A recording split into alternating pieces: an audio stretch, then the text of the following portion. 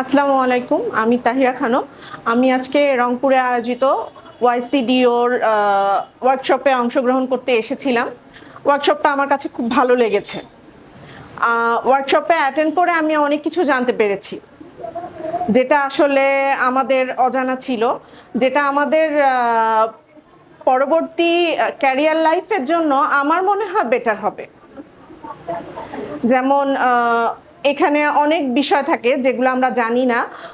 একটা job ফেয়ারে attend করব কিভাবে, বা একটা কোম্পানিতে আমরা কিভাবে সিভি সাবমিট করব, আমাদের সিভিটা কেমন হওয়া উচিত, সিভিটা কেমন হলে একটা কোম্পানির কাছে গ্রহণযোগ্য হবে, সেটা সম্বন্ধে আমরা একটা ধারণা পেয়েছি।